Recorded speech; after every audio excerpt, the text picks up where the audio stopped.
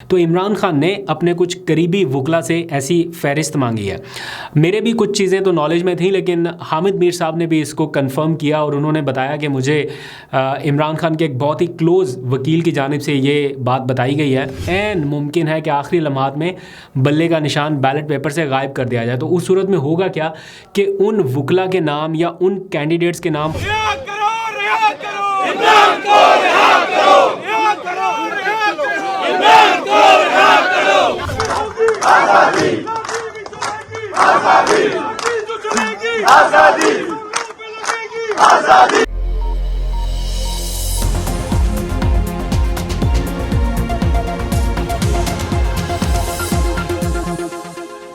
बिस्मिल्लाहिर्रहमानिर्रहीम, अस्सलाम वालेकुम। पाकिस्तान और दुनिया भर में देखने और सुनने वालों को अब्दुल कादिर का सलाम।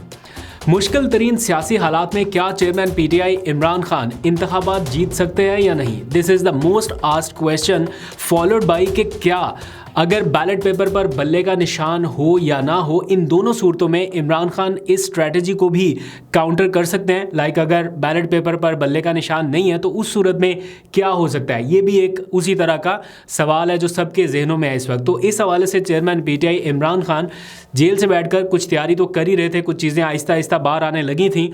उनके बारे में मैंने गुज़िश्ता रोज़ के व्लॉग में भी बताया था कि तमाम कैंडिडेट्स के नाम वहीं से फाइनल हो रहे हैं। कुछ नामों के ऊपर गौर है, कुछ की फहरिस्तें मांगी गई हैं, कुछ नई ज्वाइनिंग्स हो रही हैं। इनके ऊपर काम तो हो रहा है, लेकिन कुछ और मालूमात भी अब लीक आउट होना शुरू हुई हैं, जिनका जिक्र हामिद मीर साहब ने एक प्रोग्राम में किया कि इमरान खान के एक बहुत ही क्लोज़ वकील के ज़रिए उनको ये मालूमात मिली है। और मुझे लगता है कि काफ़ी हद तक ये मालूमात दुरुस्त भी हैं, क्योंकि कुछ टाइम पहले उनकी गिरफ्तारी से पहले भी ऐसा माहौल मैं देख रहा था कि ये स्ट्रेटजी हो सकती है। चेयरमैन पीटीआई इमरान खान को तलाश है 200 के करीब तगड़े वकला की मुल्क भर से। वैसे तो उन्हें तकरीबन 342 के करीब अराकीन चाहिए, तो सिर्फ 200 तगड़े वकला और साथ में और कौन से लोग शामिल हो सकते हैं जो इमरान खान के उस स्ट्रेटजी को मजबूत कर सकें या उस चीज़ को काउंटर कर सके जो उन्हें इलेक्शन हराने के लिए या बल्ले का निशान बैलेट पेपर से गायब करने की सूरत में किया जा सकता है, यानी उनको कमज़ोर करने के लिए किया जा सकता है। तो इस सूरत में क्या काउंटर स्ट्रेटजी हो सकती है, उसके ऊपर कुछ ही देर में बात करते हैं। लेकिन पहले आपसे एक छोटा सा क्वेश्चन है। अभी रिसेंट डेवलपमेंट आपने देखी होगी अली नवाज़ अवान की, कि वो कुछ रोज़ से लापता थे। लापता होने से पहले उन्होंने अपना एक वीडियो बयान भी जारी कर दिया था कि अगर मैं लापता हुआ, कोई बयान आया या टीवी इंटरव्यू हुआ या मैं किसी टॉक शो में आपको नज़र आऊँ तो वो मेरा बयान नहीं है। तो वहाँ तक तो मामला नहीं गया, लेकिन एक दूसरी सियासी जमात इस्तेहकाम पाकिस्तान पार्टी के प्लेटफॉर्म पर अचानक से नज़र आए। मतलब ये जो अचानक से मंजर आम पर आने का सीन है, ये कोई ऐसा नहीं होता कि कोई अपने घर पहुँच गया है। नहीं, घर पहुँचने का एपिसोड बाद में होता है। पहले ज्वाइनिंग होगी, पहले तस्वीरी वो नुमाइश होगी, उसके बाद वो मुकम्मल आज़ादी के साथ अपने घर में जा सकेगा। और दूसरी तरफ बड़े एहतमाम के साथ ये ज्वाइनिंग्स कराई जा रही हैं। इसका इम्प्रेशन लिए बगैर भी कि आवाम के जहनों में क्या तासुर जा रहा है कि एक लापता शख्स को इतने दिन हो गए लापता और अचानक से वो नमूदार होता है किसी टॉक शो में या नमूदार होता है किसी पार्टी के प्लेटफॉर्म से, तो इससे क्या इंप्रेशन जाता है। प्लस ये कि अगर आपने पार्टी रन करनी है और आप ये समझते हैं कि आपके पास इतना कैपिटल है कि आप इतने लोगों को राग़िब कर सके या वोट बैंक ले सके, तो अपने कैंडिडेट्स खड़े कर सकते हैं आप। दूसरी पार्टी के लोगों को लाके, और ख़ास तौर पर सिर्फ पीटीआई के लोगों को ही लाके अपनी पार्टी में क्यों ज़रूरत पड़ रही। बहरहाल इसकी लंबी डिटेल में नहीं जाता, बट क्वेश्चन आपसे ये है कि अगर लेट्स सपोज कल ही इंतखाबात होते हैं, एक तरफ खड़े हों अली नवाज़ अवान इस्तेहकाम पाकिस्तान पार्टी के प्लेटफॉर्म से, और दूसरी तरफ पीटीआई के प्लेटफॉर्म से कोई भी आम XYZ ABC कोई भी आप करें, तो आपका वोट किसकी तरफ होगा? अली नवाज़ अवान नो डाउट एक बहुत जेन्युइन किस्म का आदमी है। मैं बहुत लंबे अरसे से उनको जानता हूँ, तकरीबन 21 बरस से वो पॉलिटिक्स में है। 2003 में वो ज्वाइन किया था उन्होंने पीटीआई को, और उसके बाद से मुख्तलिफ ओहदों पर रहे, और जितना डेडिकेशन के साथ उन्होंने काम किया और जिन हालात से वो गुजरे हमें तो नहीं पता, लेकिन वो उन चंद लोगों में से हैं, जैसे उस्मान डार हो गए या कुछ और लोग जो बिल्कुल नज़रिए के साथ खड़े होने वाले, सॉलिड अपनी बेस पे खड़े होके अपने बलबूते पे आने वाले हैं। हाँ, अलबत्ता उनको असद उमर की बहुत ज़्यादा सपोर्ट रही है। असद उमर ने उनको बड़ा नरिश किया, ये तो हमने देखा कि उनके सपोर्ट के बगैर शायद वो ना चल सकते, यहाँ तक ना आते। बहरहाल दो अहम सियासी शख्सियात PTI में से जो सॉलिड नज़रिए की बुनियाद पे थी, असद उमर और अली नवाज़ अवान, ये दोनों का इस्लामाबाद का ही हल्का था। ये इन्होंने अपनी PTI से राहें जुदा कर ली। किन हालात में हुई, इनके ऊपर डिबेट बाद में, लेकिन वोट किसको जाएगा? अली नवाज़ अवान वर्सेस PTI का कोई भी ABC खिलाड़ी, ये आपने ज़रा कमेंट सेक्शन में बता देना है। सिर्फ अली नवाज़ अवान ही नहीं छोड़ के गए, आज के दिन सरदार तालब नकई भी छोड़ गए, वो भी इमरान खान के साथ फ़ोटो सेशन के लिए पहुंचे थे। तस्वीरें इमरान खान के साथ भी बनी। आज फिर इस्तेहकाम पाकिस्तान पार्टी में आए। फिर शमशाम बुखारी जो दूसरी किसी पार्टी को छोड़ के इमरान खान के साथ आए थे, आज इमरान खान को छोड़ के इस्तेहकाम पाकिस्तान पार्टी में चले गए।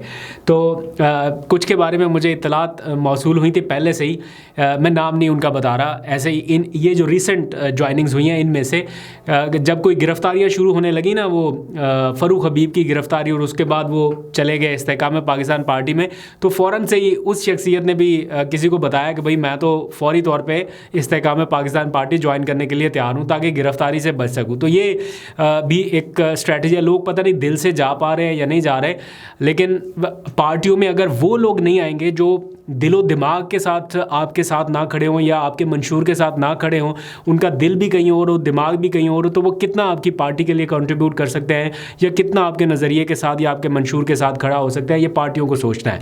बहरहाल ये सारा कुछ इस वक्त हो रहा है। अब आ जाइए, जो मैंने स्टार्ट में बात की थी कि इमरान खान की जेल से ऐसी स्ट्रैटेजी जो लीक आउट होके कुछ लोगों तक पहुंची है और उसके नतीजे में हो क्या रहा है वो बहुत दिलचस्प है। इमरान खान साहब इलेक्शन के हवाले से हर रोज़ जेल में मौजूद, उनके पास काफ़ी वक्त है स्ट्रेटजी बनाने के लिए, और ज़ाहिर बात है सोचते रहते होंगे कि इन हालात में कैसे पार्टी को आगे ले जाया जा सकता है जब उनके अपने करीबी लोग छोड़ गए, उनके पार्टी के बिल्कुल ऐसे लोग जो नज़रिए के साथ खड़े थे वो भी छोड़ गए। तो गुस्सा उनको शायद नहीं होगा, क्योंकि जब बंदा कोई लापता ही हो जाए उसके बाद फिर उसके साथ क्या कर ले कोई, क्या ना कर ले, वो सबको पता है कि कितना को बंदा बर्दाश्त कर सकता है। बहरहाल अब इमरान खान साहब ये चाहते हैं कि बड़े पैमाने पर जो हल्के हैं वहाँ पर वकला PTI की नुमाइंदगी करें, ख्वाह उनका ताल्लुक़ इंसाफ लॉयर फोरम से हो या फिर वो किसी भी तरह से वकला बरादरी से ताल्लुक़ रखते हों, जैसे बार काउंसिल्स हो गई या इस तरह के जो तगड़े वकला हों जो स्टैंड ले सकें और कंप्रोमाइजिंग पोजीशन में ना आ सकें। तो इमरान खान ने अपने कुछ करीबी वकला से ऐसी फहरिस्त मांगी है। मेरे भी कुछ चीज़ें तो नॉलेज में थी, लेकिन हामिद मीर साहब ने भी इसको कन्फर्म किया और उन्होंने बताया कि मुझे इमरान खान के एक बहुत ही क्लोज़ वकील की जानिब से ये बात बताई गई है कि इस स्ट्रैटेजी पर वो जेल में बैठे काम कर रहे हैं, और प्लस इस चीज़ के ऊपर भी गौर हो रहा है कि अगर बैलेट पेपर पर बल्ले का निशान हो या ना हो, इन दोनों सूरतों में कैसे काउंटर करना है, कैसे आगे बढ़ना है। तो उस सूरत में होना ही है कि वैसे तो 342 के करीब उनको कैंडिडेट्स चाहिए मुल्क भर में, तो 200 के करीब वो चाहते हैं वकला, और बाकी उनके जो नज़रियाती लोग हैं जो बच जाएंगे एट दी एंड, उनको भी जारी बात है उन्होंने एडजस्ट करना है, या जो इस मुश्किल वक्त में उनके साथ कहीं ना कहीं खड़े दिखाई दे रहे हैं उनको भी उन्होंने शामिल करना है अपने इस इलेक्शन के कैंपेन में। लेकिन वो साथ में इस खदशे और ख़तरे से भी आगाह हैं कि ऐन मुमकिन है कि आखिरी लम्हात में बल्ले का निशान बैलेट पेपर से गायब कर दिया जाए। तो उस सूरत में होगा क्या कि उन वकला के नाम या उन कैंडिडेट्स के नाम, ख्वाह वो सोशल मीडिया के ज़रिए हों, ख्वाह वो TV के ज़रिए हों, वह जिस तरीके से मर्ज़ी हों, वो उस हल्के की आवाम तक पहुँचा दिया जाए कि ये कैंडिडेट PTI से बिलोंग करता है, ये कैंडिडेट अगर बल्ले के निशान पे हो तब भी, और अगर आज़ाद हो तब भी, या किसी भी निशान पे हो तब भी आपने इसी को वोट देना है। ये इस लेवल की मास कैंपेनिंग जो है वो आखिरी टाइम पे आपको नज़र आ जाएगी, और इससे शायद रोकना इसलिए भी मुश्किल होगा क्योंकि रिसेंट अभी हमने देखा खैबर पख्तूनख्वा में जो माहौल है, जो हालात हैं। आज के दिन भी कन्वेंशन हुआ PK82 में पेशावर, PK82 पेशावर, वहाँ पर क्या सिचुएशन रही, लोगों ने किस तरह से कन्वेंशन का एहतमाम किया वो भी आपके सामने है। हालांकि लाहौर में किसी जगह पे कन्वेंशन की इजाज़त नहीं दी गई, पंजाब में थोड़े मुश्किल हालात का सामना करना पड़ रहा है, लेकिन पेशावर में जो हालात हैं, या खैबर पख्तूनख्वा में ख़ासकर ओवरऑल खैबर पख्तूनख्वा में जो कंडीशन है, लोग निकलने के लिए पूरी तरह से तैयार हैं। अब वो स्टेज आ गई है जहाँ पर वो रोकने से भी रुकने के लिए तैयार दिखाई नहीं दे रहे। और हामिद मीर साहब ये भी कहते हैं कि अगर किसी का ये ख्याल है कि परवेज़ खटक या जहांगीर तरीन या कोई और पार्टी इमरान खान का वोट बैंक तोड़ लेगी तो ये उनकी गलत फहमी है। वो कहते हैं कि मेरे इमरान खान के साथ डिफरेंसेस रहे चुके उनके दौर में, मैं ऑफ एयर हो गया, लेकिन ग्राउंड रियलिटी ये है कि इमरान खान का वोट बैंक इन तरीक़ों से नहीं टूट सकेगा, और अगर टूटना होता तो शायद अब तक टूट चुका होता, लेकिन इन हरबों से, इन तरीक़ों से और मजबूत हो रहा है और इसकी रिफ्लेक्शन हर आने वाले दिन के साथ हमें मिल रही है। और ये जो बैक टू बैक कन्वेंशन हो रहे हैं इसमें हमने सूरत हाल देख ली। इसी वजह से मैंने कहीं पे देखा मौलाना फजलुर रहमान साहब का बयान, मैं कंफर्म नहीं कर सकता कि वो बहुत पुराना है या रीसेंट का है, लेकिन वो ये बता रहे हैं कि हम पेशावर में या खैबर पख्तूनख्वा के कुछ हलकों में अपनी कैंपेन उस तरह से नहीं कर सकते, और बलूचिस्तान के कुछ हलके तो हो सकता है इंडिकेशंस इस तरह की आ रही हैं कि शायद यहाँ पर इलेक्शन मुलतवी करना पड़े।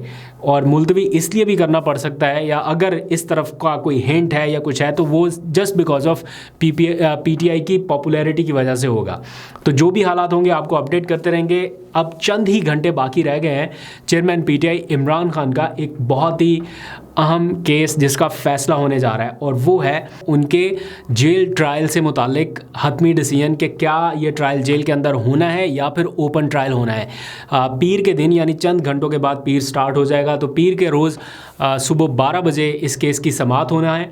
2 रुकनी बेंच जस्टिस मियां गुल हसन औरंगज़ेब और जस्टिस सिमन रफ़त साहबा इस केस की समाअत करेंगे। और पिछली समाअत पे उन्होंने ये कह दिया था कि पीर के दिन हम इसकी समाअत करते हुए हतमी डिसीजन दे देंगे।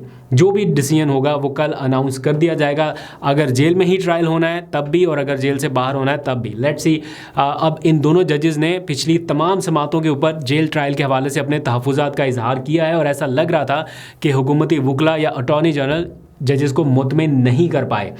अब कल क्या डिसीजन आएगा, कल क्या ऐसी चीज़ें पेश की जाएंगी, क्या ऐसी दस्तावेज़ात ऑन रिकॉर्ड आएंगी जिसकी वजह से जजेस अपना माइंड डाइवर्ट करके वापस जेल ट्रायल को ही कानूनी करार देते हैं, ये भी देखना होगा। या फिर ऐसे क्या आर्गूमेंट्स होंगे PTI के वकला के जिनके बायस जजेस अपने स्टैंड के ऊपर कायम रहते हैं कि जनाब जेल ट्रायल नहीं होगा, ओपन ट्रायल होगा। और अगर ओपन ट्रायल हो गया दैट मीन्स कि फिर जज साहब जेल में नहीं जाएंगे ट्रायल के लिए, इमरान खान जेल से निकल कर अदालत में आएंगे।